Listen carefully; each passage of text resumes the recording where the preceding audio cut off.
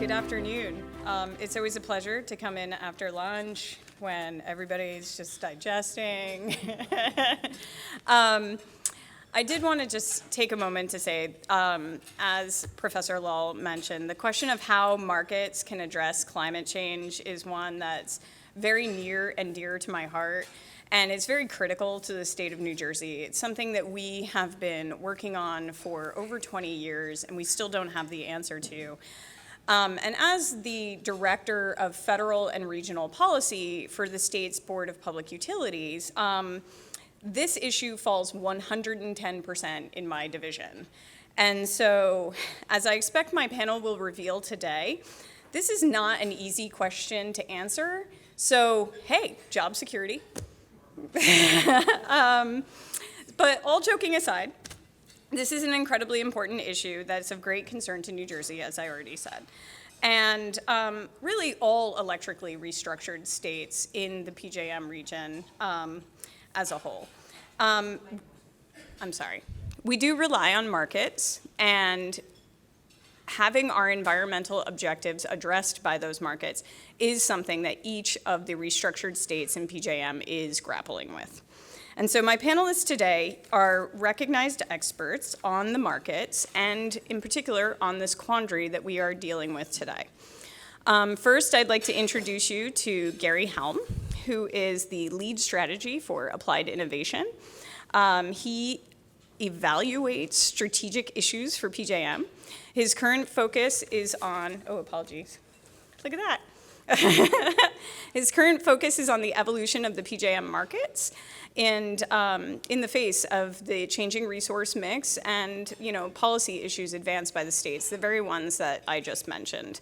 Gary is a Penn State alum and has 30 years of experience working in the industry on these issues. In particular, I understand that you got your start working on environmental stuff. So welcome, Gary.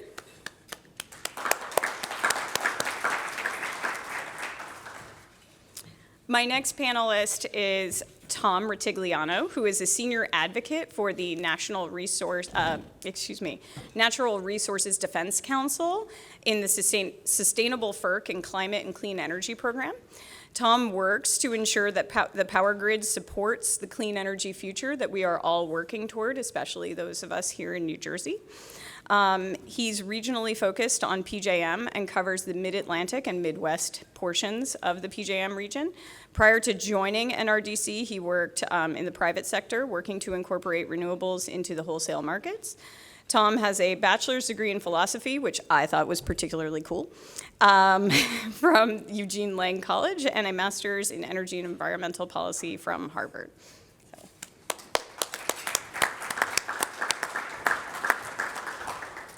And my final panelist today is Ray DePillo from Public Service PSEG ER&T, which is Energy Resources and Trade.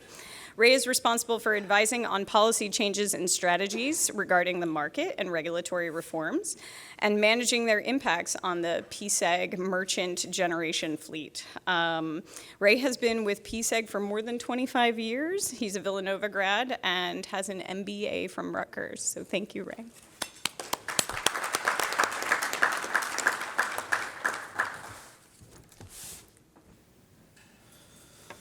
All right.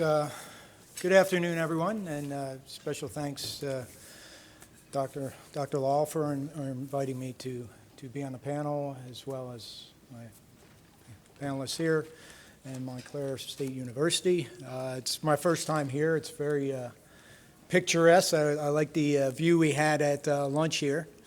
And Cynthia pointed out, starting off in environmental, in a roundabout way, I actually had my first job not too far from here up in Boonton, New Jersey, working in a greenhouse, so growing geraniums. So it's a little different from what I do now, but an interesting start nonetheless. Today I'd like to talk to you about, as far as looking at climate change and how markets can address that. Wanted to just go through, give you a little background about PJM, who we are, and what we're doing in this space. So first and foremost, to point out, we operate the bulk power grid Basically, I think you've heard that earlier today, from New Jersey out to Chicago, Pennsylvania down to North Carolina.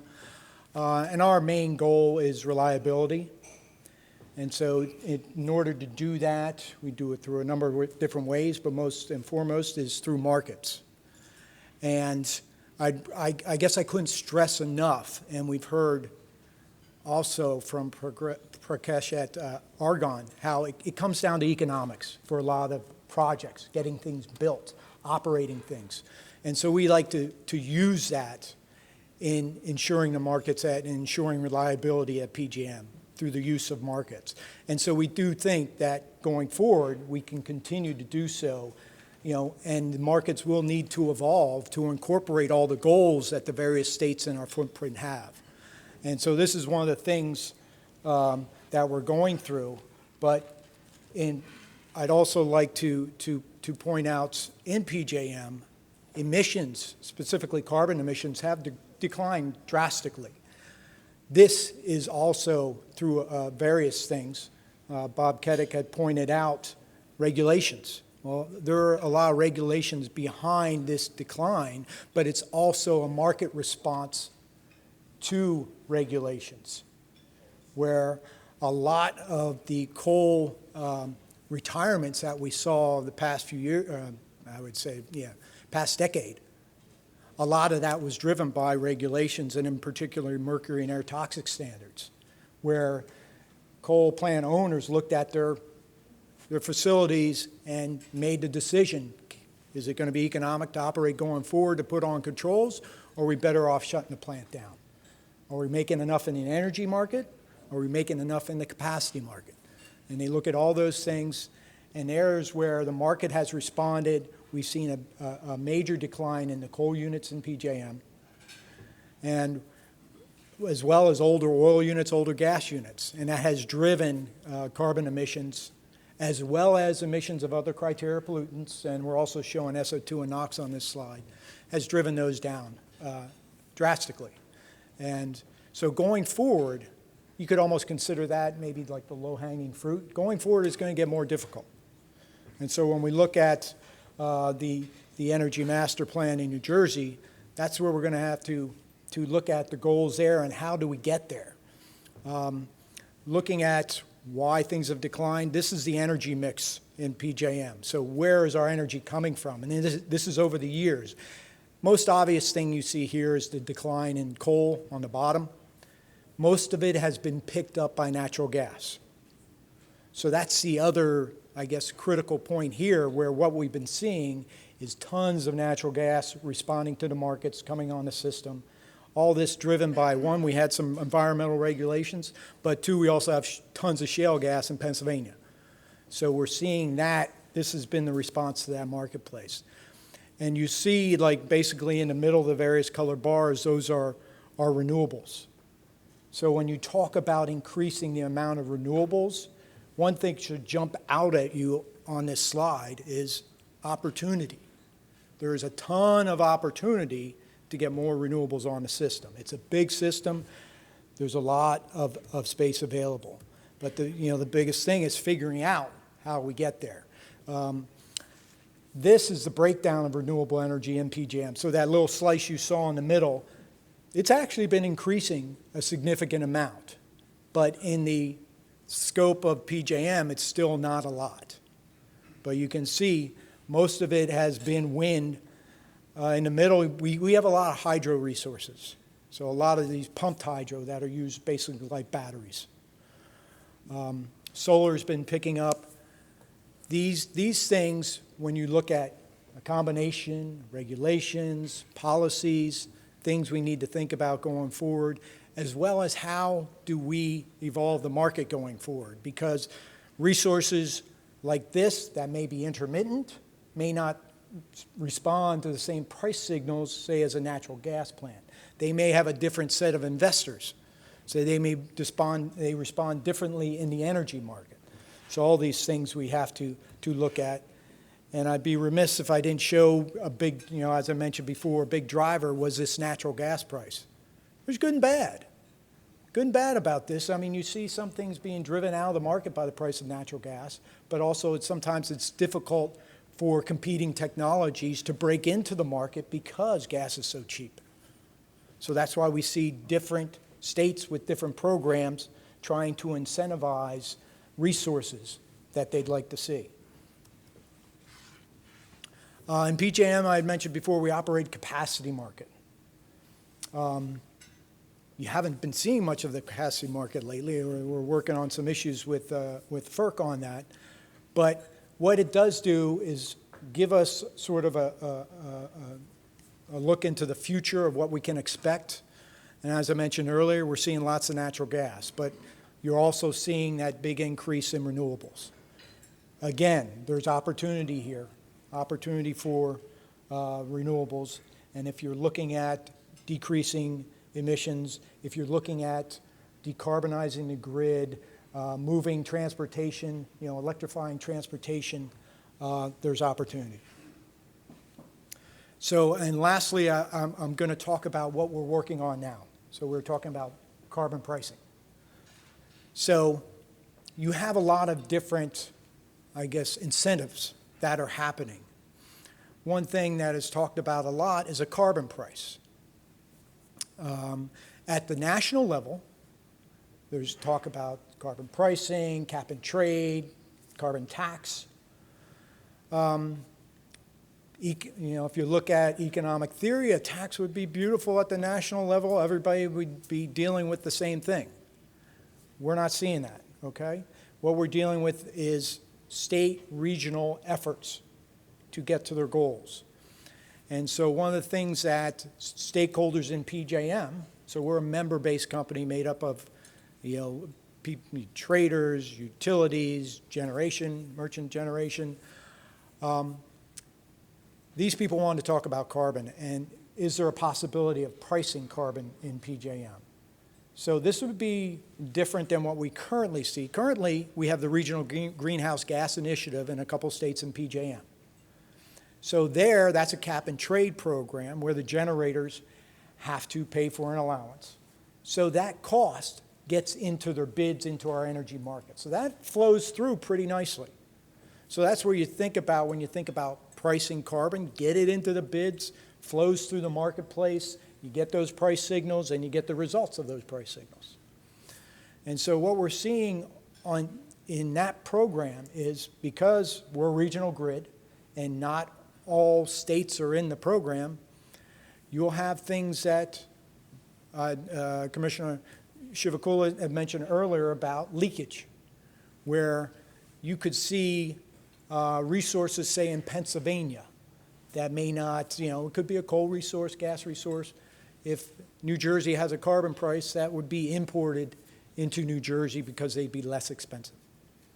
That's one form of leakage, and that's where you see emissions leakage. There's also leakage where the price could go up in New Jersey, and some of their resources that are exported could be more expensive for neighboring states. Those just examples of the way that could work. So in looking at carbon pricing in PJM could there be a price added? Could PJM do something to help with leakage? So that's what we're exploring. Is there a form of border adjustment? So saying you have a carbon region in PJM, and all the states that aren't in that carbon region, if they wanted to sell power, if the resources in their states wanted to sell power into the carbon region, they would have to include this carbon adder. And if that's a one-way border adjustment, which we talk about. Then there's a two-way where you say, okay, if resources in that carbon region, we don't want to disadvantage those outside of the region, they could also have that carbon adder that they normally deal with in the region removed if they export. So these are some of the things we're looking at in this task force, which is happening right now. We're in the education phase. And please, if you're interested in this at all, you can find it on our website, but I encourage you to get involved. This is some of these things where you tell us what you want and we try to figure it out. Now, I can't tell you that anything's going to happen, because right now, what we're trying to do is say, okay, is there something we could do? And if so, could we integrate it into PJM? What I would put here is the caveat that I have here, that in this stakeholder process, PJM is not setting the carbon price. So we're not coming up with the carbon price. It would be set by another state or local regional organization, not us. And we would just be implementing that price into our markets. So I think left you with plenty of questions, but I'll leave it there, and thank you. Look forward to the discussion.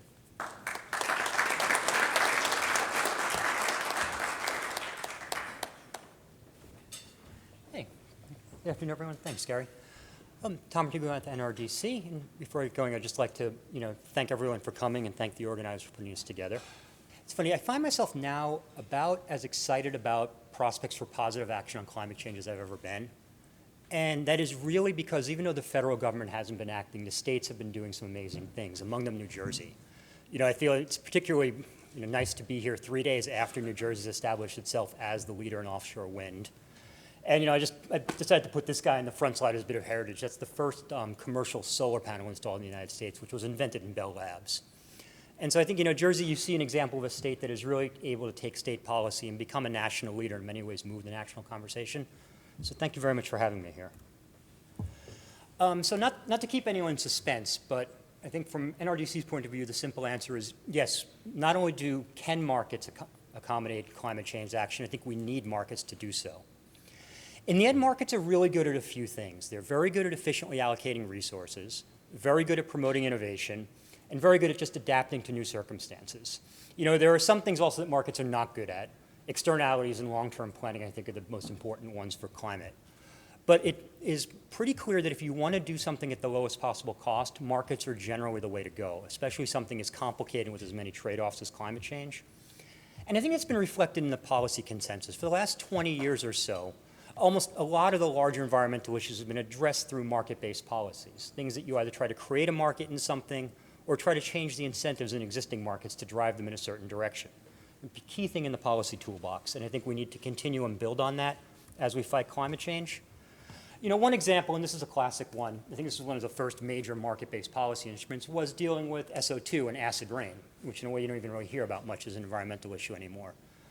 Through the 80s to the early 90s was the classic era of command and control regulation, that the EPA would tend to regulate things, at the smokestack on an individual plant level, which was tremendously expensive. And as we kind of rolled in, we called them SOx and NOx for SOX, well, it was called SO2. As we started to roll in stricter limits to stop acid rain, which is a real problem in the 90s, industry was projecting costs, this is per ton, I believe, in the $400 to $800 per ton to remediate these pollutants. A novel and at the time controversial thing was to simply do this with a market base, put out credits for SO2, allow industry to trade them. And that way you could get the most possible reductions where they were cheapest. The plants or polluters that would be most expensive could hold back a little bit. And as you can see, except for a brief spike in 2005, the result was dramatic reductions in SO2 emissions for prices that were, at the moment, probably less than 5% of what industry predicted they would be. There are other examples, but basically, because of the innovation and flexibility it allows, market-based solutions we think are pretty much the way to go for solving major environmental problems. So the state of market-based climate policy these days is a lot of what I call market-ish tools, right? We cap and trade floated around, clean power plan, rest in peace. And then we've got RECs and all their various derivatives, the SRECs, ZRECs, ORECs, and so on, right? The technology-specific RECs. And these things, there's no need to review, everyone here knows how a REC works. But we would take the position that they're very good industrial policy, right? New Jersey Solar is an example, or offshore wind again. It's very good at taking an industry that has promise, in a sense making an incubator for it. You're going to drive the price up, help drive that technology down the cost curve, and ideally, eventually, it can leave the nest and become something commercially competitive. I think for all the renewable technologies, the holy grail is, cheaper than Pennsylvania gas without subsidy. And you can imagine for wind and maybe in the not too distant future for solar, we're getting there. Now, on the other hand, I would argue that these are not necessarily good market designs. And the more specific they get, the less good market design they are. You notice that we started with something very general, RECs, any renewable energy. And then we've moved into ever more specific ones. I think my favorite specific one now, Ohio passed a new law, HB6, which isn't quite a REC law, but it's a power plant subsidy law, and it subsidizes power plants that were built for the sake of providing power to nuclear enrichment facilities. So you're basically writing the law to target individual plants at this point, which takes away the flexibility, innovation, and so on that market-based solutions are supposed to get to. And then these policy tools also begin to diverge from the actual needs of the power grid, a problem that becomes more acute as you get to higher renewable penetrations. When you were putting the first renewables on the grid, you were pretty much guaranteed a megawatt hour of renewable energy was displacing a megawatt hour of fossil energy. And so all RECs were more or less created equal. Now that's changing. There are times when there's simply too much power on the grid and the new REC that you're producing actually may not bring any environmental benefits at all. There's spatial and temporal aspects to electricity needs that we think aren't necessarily captured by these tools. But so far successful, but I believe some of what Gary had said, as we move forward to it, we're thinking about deep decarbonization and a low carbon grid. We probably need to integrate these things much more closely as actual power markets.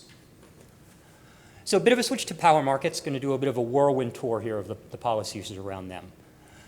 We deregulated electricity around the turn of the century. General goal was to introduce competition into the industry and protect consumers from bad business decisions, or at least from the financial aspects of bad business decisions made by generation owners. Roughly speaking, model markets aim to do three things, right? Provide reliable service in the short term and optimize generating resources so that at any particular point, you're using the lowest cost feasible mix of resources to meet your power needs. And that's the short term. We're talking about time periods anywhere from minutes to days, just in the operational horizon. In the long term, you want to do resource adequacy, which is making sure that there is enough plant in the ground to actually meet your power needs under various weather circumstances and so on. That's a market that operates on a timescale of years. Basically, it has to operate on a timescale that you can build power plants if need be. And then finally, ideally as essentially an effect of the first two goals, you want to ensure adequate but not excessive cost recovery. Right? Resources that are needed, you don't want to drive into bankruptcy. A power plant should earn enough money to stay in business if it's needed, and at some point you should get what you maybe euphemistically call a retirement signal. Surplus power plants, or ones that are just not keeping up with the times, at some point should be losing enough money that they shut down. So you want to get that proper amount of money into the system. Okay, current market design does this through entities called RTOs, like PJM, which manage the wholesale power grid. Now, the short-term problem, I think, is considered, I would say, pretty well solved at these days. They use something called SCED, Security Constrained Economic Dispatch, which is kind of a quantitative masterwork. If you can imagine sort of a giant thing that models the entire power grid, collects offers for power from all of the generators, then optimizes that every 5 minutes. Basically, a giant linear optimization combined with an auction done 5 minutes, every 5 minutes, every day, all day. And that actually combined with some ancillary services markets, which provide various ways of dealing with contingencies and kind of secondary services besides bulk energy, keep things running pretty well in the short term. Now, where things get a little trickier is how to provide resource adequacy and then collect any revenue shortfalls that come out of the short term, the energy and ancillary service markets. This one, there's not really a consensus on the right way to do it. And so we get a combination of capacity markets, which PJM has, as Gary was talking about, something called scarcity pricing, which is basically administratively inflating the energy price when energy begins to run short, essentially increasing power plant revenues to ultimately, I suppose, incent more power plants. Or simple central planning. For instance, California, which is very far along in renewables, still has what you might call an old-fashioned requirement that every utility have sufficient power under contract. Now, these market structures, people may pretend that they're neutral or that there's such a thing as sort of a platonic market, but that's really not true. They're always built around assumptions about the resources that participate. And in particular, these markets are all based around the properties of thermal power plants, things that have reasonably high capital costs, but also high operating costs, and burn fuel at some marginal cost to produce electricity. That's essentially the basis of this ever-running auction that runs the thing. Now, on the other hand, most of the resources that we'll see in a low greenhouse gas or low carbon future look pretty different than thermal generation. For one thing, the marginal cost is very low or zero. Right? Wind and solar, once you build them, they're very expensive to build, but once you build them, you want to run them pretty much all the time. I mean, wind has a bit of variable O&M, but solar, I don't think it costs you any less money to not generate power. Now, so that has a couple of effects on the markets, right? It drives prices down to near zero, which clearly makes it hard to run a power plant and makes it difficult for investors to build more. Similarly, then, the other things that are different, again, these are all pretty common sense, that renewable resources are not dispatchable and are somewhat unpredictable, which again complicates this problem of scheduling the grid. So if everything costs the same and that cost is close to zero, how do you figure out the most efficient resource mix from minute to minute? A problem that really no one's ever had to deal with. And one of those things that I've found surprising but obvious in hindsight, as we get to the really high renewable grid, you need to build out these renewables to serve the grid on peak days, in that summer afternoon when everyone's air conditioner is going, which actually means your problem becomes a surplus of power in most periods. And at some point, as we move towards the low carbon grid, scheduling becomes a matter of who you turn off rather than who you turn on. So in a sense, you're kind of turning the power industry on its head there. And then similarly, these resources are not, I hesitate to say reliable, but not controllable or predictable in the way that traditional mechanical plants are. A generator is a giant engine, you turn it on, it generates power, whereas a wind or a solar farm, you really don't know. And our resource adequacy models don't really fit that very well. When the renewables are sort of at the margin, we're able to use some statistical terms and say, a megawatt of wind is equal to 14% of a megawatt of gas, or, whatever numbers you come up with. But we find more and more that model begins to break down when you get past them being just a small amount of resources on the margin. Now, some of these issues, just quickly, we are seeing these for real now. Again, I referenced California, and you guys have probably all heard of the duck curve and the very high solar penetrations. So here's a day, March, which would be a day because it was in the mild weather, so probably had pretty low load, but was still sunny. And what you'll notice, that yellow-orange block is that big blob of solar that comes on in the middle of the day. And that for 6 hours, electricity prices were negative in California. Right? There was so much solar on the system that you would be paid to consume electricity, and power plants were getting charged for the power they generated, which is a pretty difficult thing in a market and a pretty strange place to be. But I think this is an illustration. These are not sort of economist theories. The transformation of the markets due to renewables is happening now. And as you can imagine, when you get a bill for producing your commodity, that makes it pretty hard to convince investors that you need to build more of it. Okay, so that leads, I think, to the first conclusion, is that energy markets are not enough. Right? As you get renewable penetration high, and nowhere near 100% even, you see in California that was at about 50%, the price of energy gets driven down to zero or even negative. You'll see negative prices because, for instance, if you're earning a REC that's worth $5, you'll take a $4 bill. And for other more traditional power plants, it costs money to start up and shut down, so they'd be willing to accept negative energy prices rather than have to turn their plant on and off more times than they otherwise would have to. Now, the classic wisdom is that you still see during peak periods very high power prices. A couple hours of the prices spike because you're in near shortage conditions. But really, those are risky. You can't really predict year to year what the weather will be like, the various random factors that make for a shortage. And those things are almost certainly insufficient to stimulate new builds and to keep power plants in the money, even with scarcity pricing, which, as I mentioned briefly, was sort of administratively increasing the prices in shortage conditions. So my first takeaway is that energy markets alone cannot support a low carbon grid. At some point, well before you get to zero carbon or any of our decarbonization goals, energy gets so cheap that no one will build a power plant based on the energy revenues. Okay, now I had mentioned ancillary services, which are this interesting category of things that is not bulk energy or long-term reliability, but it's things around grid flexibility in the short term. Like, for instance, you have a certain number of power plants just sitting in reserve, not doing anything, but able to start on 10-minute notice in case there's a problem. You have other machines that are capable of adjusting very rapidly to deal with the randomness of load.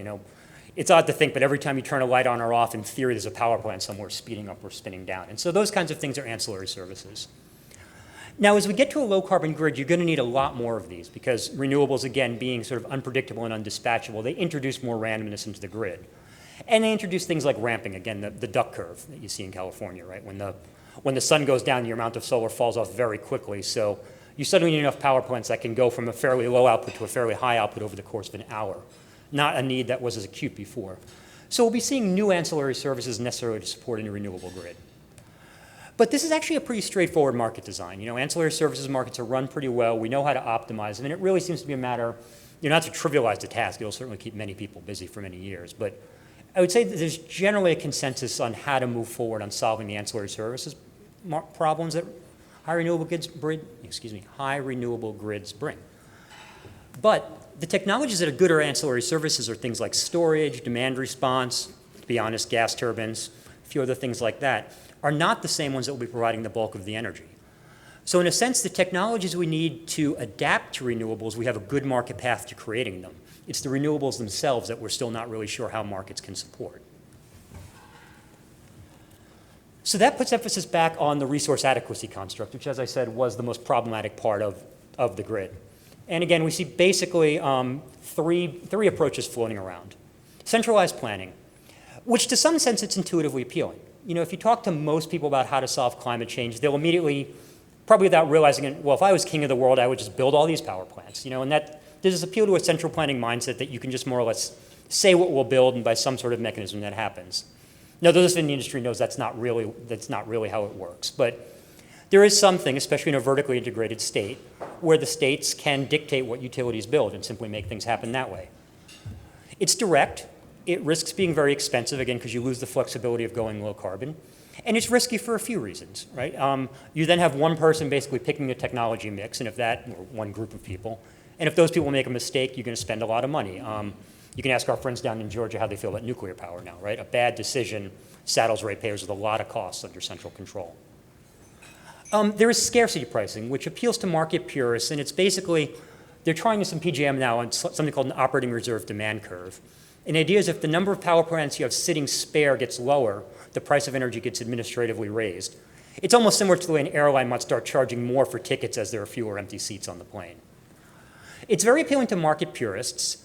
But you get very volatile prices. You know, a year that the weather is high and there's some mechanical problems, you might see many hours with power prices of thousands and thousands of dollars. I think we saw that in Texas this year. Other years, if the weather is mild, it might never happen. That makes it very hard to finance resources, right? Everything goes through bankers, right? Renewable power plants are expensive, and banks do not like writing very large loans on the basis of what is essentially a random thing. You cannot go a year without having significant revenue and keep your bankers happy. So I think the problem tends to be that it's unclear to me if you're going to be able to finance really capital-intensive resources with scarcity pricing. On the other hand, it's great for demand response. Once those prices flow through, if we start seeing, and again, this has happened at least anecdotally in Texas, which is all in on this market design, if you start seeing power prices go up to $6,000, $8,000 a megawatt hour, which for comparison is about 100 times kind of routine power prices, all kinds of industries come up with ways to adapt to that, and you get a responsive load side, which I think is a really important part of a renewable future, right? Since we're going to have a little bit less control over power supply, or that control is going to be more expensive, the more that consumption can follow the supply, the better off we are with a renewable grid. Scarcity pricing is great at bringing that out, great at sending price signals to load, but it's unclear if there's enough flexible load in the world to really make the renewable grid work at nearly any level of scarcity pricing. So that leads us to capacity markets. In theory, I personally kind of like them. That might make me an outlier in the environmental community. They're very difficult to implement in practice, and they are the devil we know. So I'm going to give a quick overview of PJM's capacity market in about 90 seconds, and I'm sure we'll see if, hopefully Gary doesn't roll his eyes too much at this. But so PJM runs a capacity market called the reliability pricing model. And basically what this does, it describes this abstract reliability product, what you need to keep the grid reliable. Sets rules for how different technologies can provide it. You know, they might say you're a generator and here's your maintenance record. That means you're providing, you know, this many, they call them UCAP. It's essentially an abstracted megawatt of power. So you come up with rules that you convert all the different resources into this fungible abstract commodity. Then you predict how much you're going to need 3 years in advance, and PJM buys it. 3 years is taken because that's more or less someone's estimate of how long it takes to build a power plant.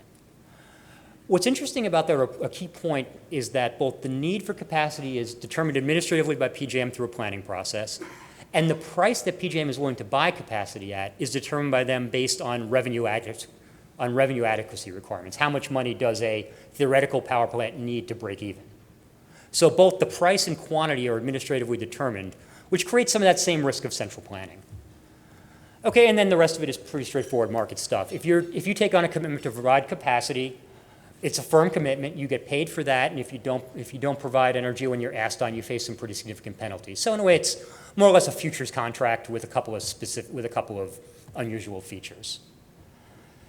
Now, this market again is made pretty much around the characteristics of thermal generation. In particular, the idea that there's a single capacity product that you build reliability out of is not a good fit for the low carbon grid. Now, folks who read these kinds of things, you know, you'll see stuff coming out of, say, NREL, Jesse Jenkins I read a lot of. The reliability in a high renewables future is a composite thing made that you've got you've got all your renewables, you've got a small amount of dispatchable resources, storage, the more the better, and you have responsive load. And all of those things combine to make a reliable system. It's not simply that you just have enough turbines spinning that you can always do it. So that sort of holistic reliability that comes from different resources combining together is difficult to model in the capacity construct. And then you simply have good old-fashioned regulatory capture. The rules and the product definitions, what PJM buys, what's allowed to offer, all become the subject of controversy. It's like the tax code. You know, it's the old lobbyist joke, if you don't like the tax code, wait until next year. It's the same thing with the capacity market. You know, the rules become essentially crypto subsidies. You know, like there's certainly there's 200 or 300 people who make their living trying to make sure competitive resources are at some kind of disadvantage in the capacity market. And, you know, the rulemaking is vulnerable to capture. I don't know how much that happens, you know, but there's definitely a feeling, I think, on some people that, you know, certain interests may just, you know, simply by virtue of having more money to pay people to show up at PJM, may have more influence than others over what the capacity market rules end up being, which is, you know, an unavoidable fact of nearly any regulatory scheme. Now, finally, I'm going to bring us up to a bit of current events, winding up a little late here, is something called the MOPR, the Minimum Offer Price Rule, one of the many capacity rules, but one that I think is becoming very, very important. Now, this was something that was designed to prevent a reverse Enron, and you know, as I was writing this, I suddenly realized that there could conceivably be undergraduates in this room who were not around when Enron happened, so, which makes all us mid-career folks feel old, I suppose. But the Enron thing, as I'm sure everyone's familiar with, is that if you own a lot of power plants, you can actually make more money by taking some of them out of service, because that causes rates to go up, and the amount of money you make on the ones that are running makes up for your losses on the one that's not running. Kind of market manipulation 101. There's a reverse Enron. If you're a utility that serves lots of load and has a few power plants, it's actually profitable to offer those power plants at less than it actually costs, which suppresses power prices, and the amount of money you save on serving your load more than offsets the losses at that power plant. Essentially, it's like Enron, but in reverse, with consumers forcing prices down to the detriment of generators. So you had these MOPR rules, which were started way back when to prevent that from happening, and were expanded as a result of Maryland actually explicitly made an effort to subsidize generators on the condition that they offered in the market at less than their actual costs, with an intent of suppressing prices. It was, you know, a pretty much straight-up test case. Went all the way to the Supreme Court, Hughes versus Talon, and the Supreme Court upheld that, yes, FERC can kick things like that out of the market. Now, so that happened a couple years ago, and what's happened recently is I'm mindful using the phrase weaponized, in that there's a lot of subsidies for nuclear plants. You've got here, you've got Illinois, now Ohio. Gas interests are not happy with that, because right now gas feels they should rule the world. Pennsylvania gas is cheap. On the pure economics, they might be right. And what they have done is successfully convinced FERC that the MOPR should be applied much broader, and that any state-subsidized resource should probably not be allowed to compete in the capacity market. So I want to emphasize this is essentially a fight between gas and the nukes and now coal that are getting the state subsidies. But since renewables are also the beneficiary of a lot of subsidies, they're essentially collateral damage in this. Okay, so the MOPR due to a lot of drama at FERC. We were expecting an order in January. Now maybe we'll get one at December. That's more gossip than anything else. But most likely what it's going to be is that any resource that receives a meaningful state subsidy will be more or less forced out of the capacity market. So PJM will do its reliability planning pretending that those resources don't exist. So for instance, that gigawatt of offshore wind that we're about to build, if the MOPR goes through, PJM would still contract with capacity from enough resources to serve New Jersey as if those wind turbines did not exist. Okay, which ultimately will mean we're going to build enough Pennsylvania gas, will mean that the renewable builds of all the states in PJM will not stop more Pennsylvania gas from being built. Okay, there are, at least that's in its, let's say, one form of the MOPR, to be clear. There are a couple of options or questions that aren't resolved because we haven't seen an order yet. Carve-out or no carve-out, that's probably the biggest one. A carve-out would mean if that rule happens, can New Jersey say, well, I've got this offshore wind, I'm going to take that wind, a corresponding amount of load, and just go home and leave the market with it. That's a carve-out. I think FERC had earlier said that a carve-out is necessary for this to work. We've had a lot of rollover on the staff, on the commission, I'm sorry. So we don't know if that will happen or not, but I would suggest that a MOPR without a carve-out will be devastating. So carve-out is, I would say, pretty likely, but it would, in a sense, force some of the resource adequacy responsibility back on the states. Repricing or not, does the market attempt to find the price as it would have been without those renewables? If you go with a carve-out and states start pulling some of their load out, that'll have the effect of pushing prices down. Some might argue then that doesn't support revenue adequacy, and in the long run, you won't build enough power plants for reliability. Don't know how I feel about those arguments, but the idea would be that with repricing, you more or less administratively estimate what the price would have been without all these pesky states and pay generators that much instead. And then finally, there's extended payments, which is something PJM's proposed, that those excess generators that weren't needed but would be needed if not for the state renewable, should they get paid anything? Essentially, you're paying generators that would be needed if the state subsidies were to go away what they would have gotten, which is, I think, kind of a strange concept, but that is floating around too and may or may not be in this final rule. But I think the takeaway from this really is that this threatens to cripple the market-based policy tools, and I think that's the real shame of it all. Right? For decades, we've been working with this, I think, pretty good paradigm that you have markets, states manipulate the inputs to the markets, and you try to get desired behavior. With the MOPR, it basically now says federal power markets can more or less sanitize themselves to remove the influence of state policy in the market, which just takes a very important tool out of the toolbox. That is, again, it's just a threat. There are some combinations of these three options that result in a MOPR not having a lot of impact, others that result in it being devastating, and we're just going to have to see what happens. Okay, so I think this all results in what I've come to call the oversupply cycle in PJM, and just to put this in context, you try to keep a reserve margin, an amount of power plants you have above what you will actually need. That's to account for, surprise extreme weather or mechanical problems, outages, and so on. And PJM, the engineers say PJM should run at about a 16% reserve margin or so. PJM now is typically running at a reserve margin in the low 30s, right? It's consistently procuring far more capacity than it actually needs. And they're building new capacity at a rate higher than old plants are retiring.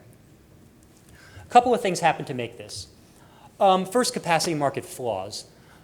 And again, I'm sure other people would disagree if these are flaws or not, but if you remember, the quantity and the prices paid for capacity are determined administratively by PJM, and I think there are strong arguments that both of them are too high. And market rules serve in a lot of ways as barriers for other resources. There are market rules, for instance, that limit the value of air conditioning programs or that limit how much energy efficiency can offset generators. There are market rules that prevent imports from MISO, even though there's a nearly 100-to-1 difference in capacity prices. So you have a bunch of things that I guess I would submit are market floors that drive prices up. Driving prices up leads to building more capacity resources, and so simply having more generators out there drives prices down through competitive forces, if nothing else. At the same time, states are building policy resources, the renewables, that are also driving prices down. And it's true, we're in an era of historically low energy prices in PJM. You can go weeks at a time, rarely printing above 35, right, Gary? And $35 a megawatt hour, again, very cheap power, 3.5 cents a kilowatt hour.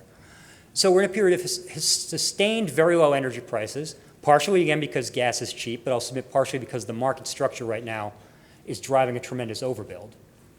But then what's really kind of, I think, a little frightening about this is the way it feeds back. If you remember, the prices PJM pays for capacity is partially determined by the revenue shortfall of a generator, of a theoretical generator.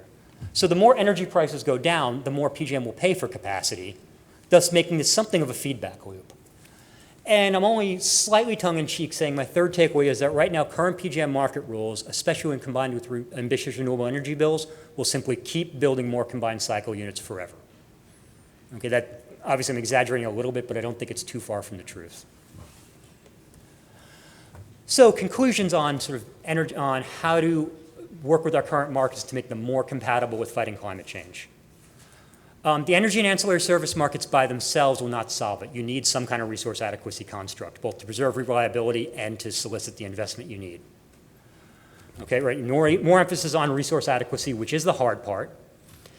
In the short term, the MOPR, my odds would be that it probably does have a carve out. So in the short term, states are going to be taking more control over their resource adequacy back because these renewables are coming, they're getting built, and states have, if you don't take the carve-out option, you're simply throwing away your ratepayers' money.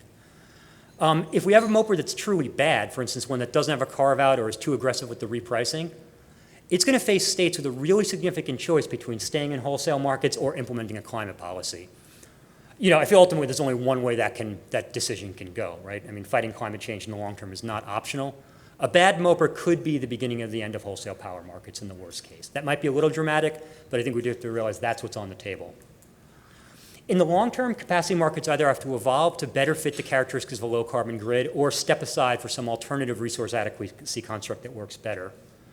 Except the long term is now. If we're talking about ambitious goals by 2030, 2040, that's well within the planning cycle for these things, and so these market changes have some degree of urgency to them. Okay, thank you, everyone.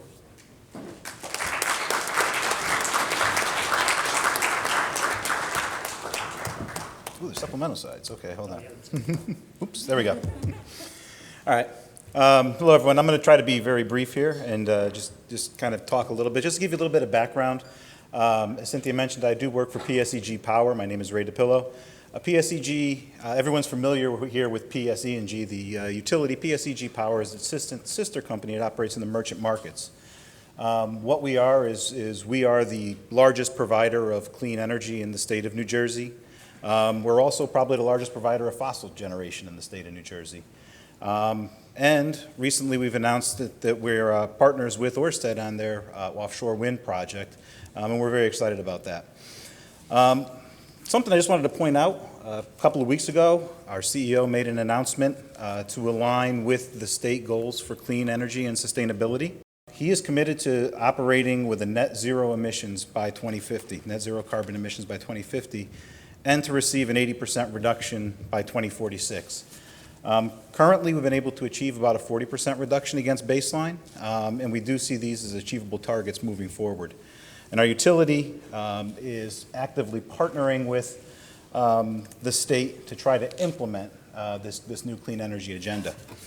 So this is the timeline as I see it. So this is not necessarily the BPU's timeline on the Energy Master Plan or anything like that. But there are key environmental policies that we're going to deal with here in the short term. We're going to be dealing with nuclear offshore wind, energy efficiency, RGGI, EV storage, the RPS goals. Our other speakers have talked about those. Then as we move into the 30s, what I basically see is we're going to see increases in those investments. We're going to see new technologies. We're going to see implementation of new building standards. And there's probably a host of things I haven't thought of. As we get into the 40s, we're really approaching the clean energy economy, and then I think we're seeing things that I can't even begin to imagine, such as the iPhone example of 20 years ago. Obviously, regional markets can play a big role here, and they will either frustrate or they will help enable the state policies, and that's really what we're here to discuss. So I'm going to talk a little bit about market effectiveness, and I'm only going to pick a couple of those initiatives from the 20s just to highlight the point.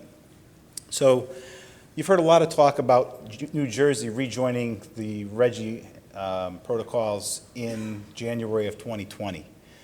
I think that that's a very noble goal. We're going to be able to reduce carbon emissions in the state.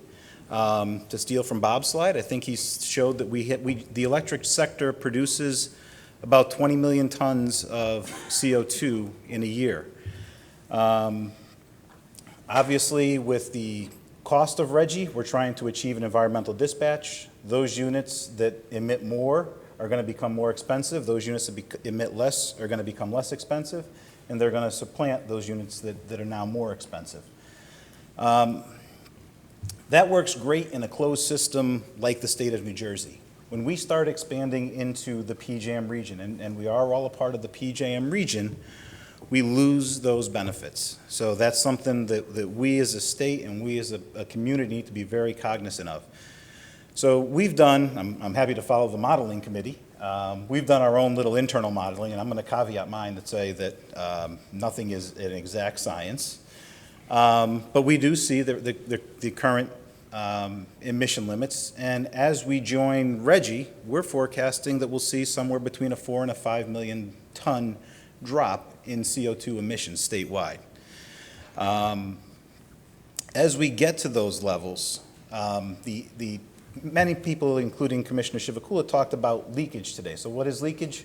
Leakage means that higher emitters from non-RGGI states would see their output increase. And that's exactly what our models show. So when we look at our regional models, we see the 4.5 million in CO2 savings to the state of New Jersey, but we see regional emissions going up by about 6 million tons.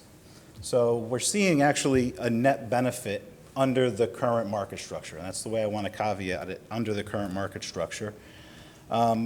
Because as Gary talked about, there is an opportunity for PJM to recognize some of those state differences.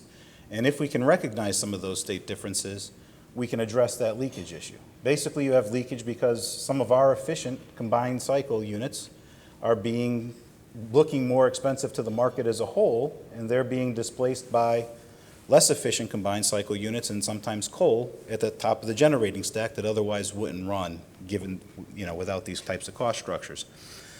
So basically, as we look at this, one of the things that we wanted to emphasize was there are solutions out there, and we need to be proactive in going after those solutions. And going after those solutions for the state not only means going after the emission savings, but it's also making sure that the dollar flows are right. Because this, when we're talking about carbon emissions and we're talking about economic impacts, they're huge, and defining those within the regional construct become very important for the success of the state and the state programs. Moving on to the cost side, I'm going to be brief here. Tom did a good job talking about the MOPR issue. Basically, what that says is if these units are subject to the MOPR, and he talked about the caveats there, investments that the state makes in achieving its policy objectives will basically be ignored in capacity markets. So if we were to invest in offshore wind, for example, they would not potentially clear in the capacity markets, and they would lose a source of market revenue. Those market revenues, the capacity revenues, the energy revenues, and the ancillary service revenues, offset the cost of those generators to our consumers. So if you lose that, effectively what we're doing is raising the cost of those kinds of policy objectives. So obviously, depending on which way FERC goes, Tom mentioned that it's still very much up in the air. The state may have a mechanism that it can choose, or it may not. But that doesn't necessarily mean the avenues are closed to the state. The state's got to be creative in dealing with this situation, whatever the ruling is, and there are alternatives even if the FERC rules against them. So basically, in closing, and I did promise to be brief, can regional markets address climate change? The answer is yes, they can. And the best way for them to do that is to make sure that the energy prices are right and they reflect the appropriate costs. And there we're talking about designing the right kind of carbon framework and being active and engaged in that design with PJM. That the capacity markets don't penalize states for making investments in policy objectives, thus basically harming the consumers for trying to achieve these environmental objectives. And there we have a host of policy issues that need to be done. And designing ancillary service markets that can facilitate a smooth transition into the future. I didn't touch on ancillaries. Tom did. I'm going to disagree. They're very complex. And I could probably spend about a good half hour up here talking about those, but you'd all fall asleep at that point, so I'm not going to do that. So that's basically it, and I wanted to leave a little bit of time for questions. So I welcome any comments as we begin the next session.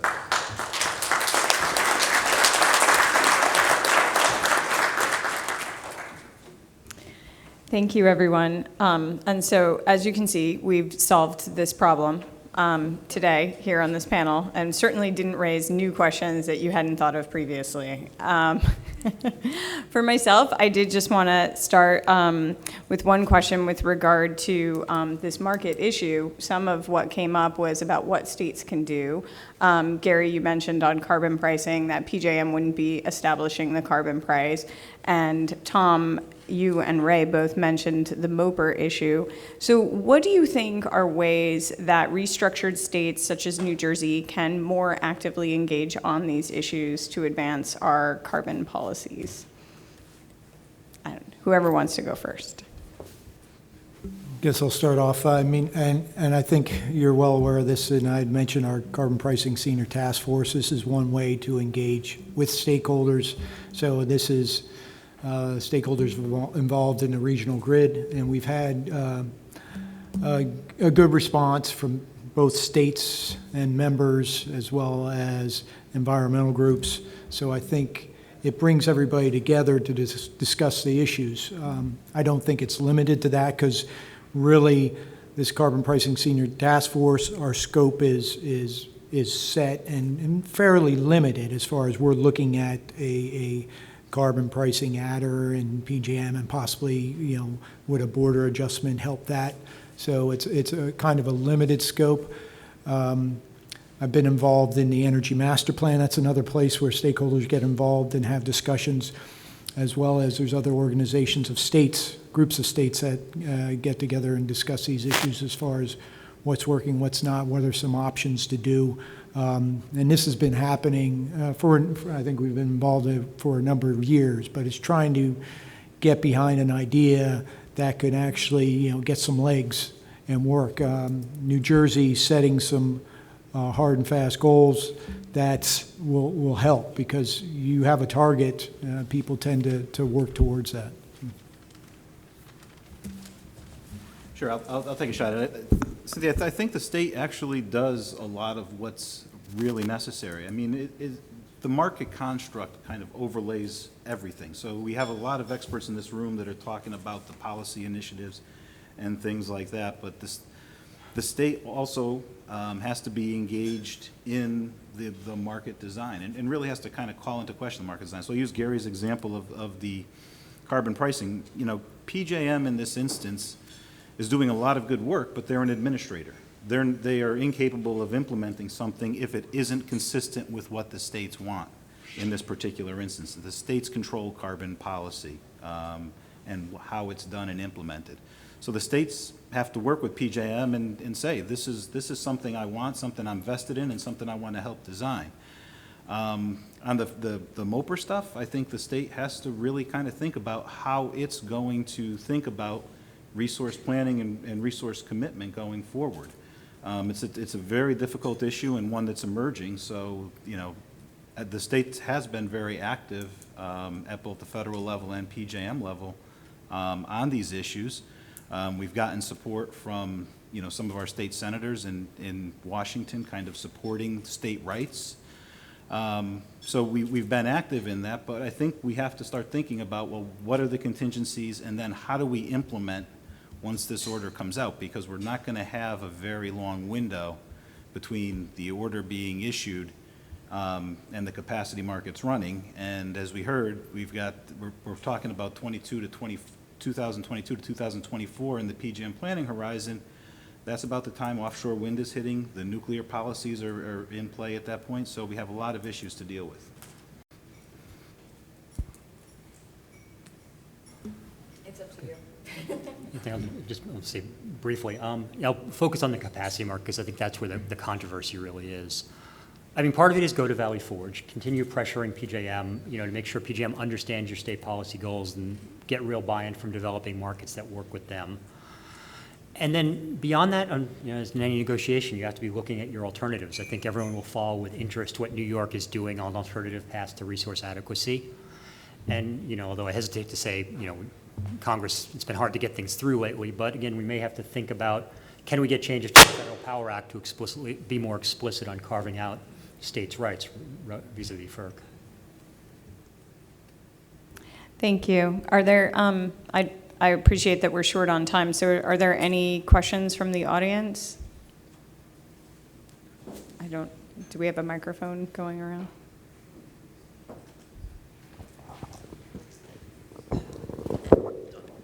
Prakash Simapram from Arkan National Lab. The question on the border adder, for a interstate commodity trade, does the FERC allow this kind of carbon adder if the electrons are flowing from Pennsylvania or Ohio? That's one question. The second question is, how do you know that the electrons are coming from Pennsylvania? There is no reliable way to say maybe they are coming from wind farms in Iowa. Good point. So we can't paint electrons. What we would look at is basically why is a unit dispatched? So what is it responding to? Is it responding to a required load in a state? So we wouldn't be saying, oh, we know where the electron's going, but we know why the plant is responding in a dispatch. And so that's how we would end up, I would say, saying, okay, unit, for example, would have two dispatch costs if it's sitting outside of the carbon region and we want to put a border adjustment or use one. If it's being dispatched for the carbon region, the carbon price would be included. If it's being dispatched for the non-carbon region, it would not be. So it sounds a lot simpler than it is. In practice, we would have to figure out ways to do that.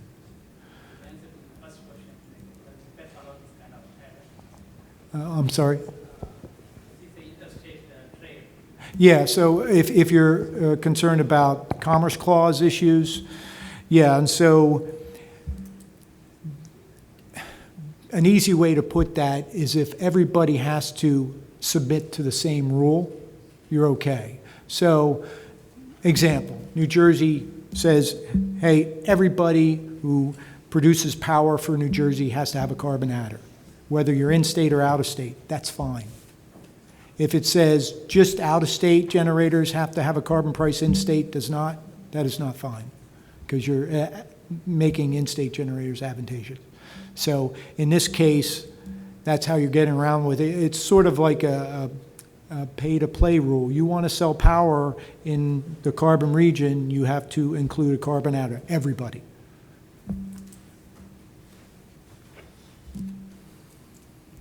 Do we have any further questions? I'm somewhat blinded by the light. All right. I do have one more question for my panelists. There was some discussion about offshore wind and the introduction of offshore wind on the East Coast. And I know, Gary, you had mentioned the opportunity for renewables. And there has been some press lately about PJM being one of the highest carbon regions in the country. And so the question is, with the introduction of offshore wind, do you see this as an opportunity for PJM to be getting significantly greener? Heck yeah. So, yeah, any time you have a large amount of renewables coming on the system, it's going to help. PJM is like the Midwest ISO or Mid-Continent to the west of us, heavy in coal. But we've been seeing that change over the last decade. And as I point out, that change is coming. And what we're seeing, too, the benefit to a lot of the renewables is they're coming online closer to load, which is helpful. And so there is this good opportunity. So working through that whole process to integrate more renewables, I mean, it's a challenge, but it's something that, we can definitely do. And that's where I think this is an exciting time where you have, like, I'm sitting here watching that, the offshore wind panel, and I'm getting excited at all the economic opportunity here. Not just in New Jersey, but all along the coast. I mean, it's been talked about for a while. And so I think getting an offshore grid in place and enabling competition, enabling different companies to participate in that and provide power, I think would be very helpful to, not just PJM, but the region. Thank you. If there are no further questions, last chance. All right, well, I really want to thank my esteemed panelists here with me today. Thank you, gentlemen. I very much appreciated having you with me. And so let's have a round of applause.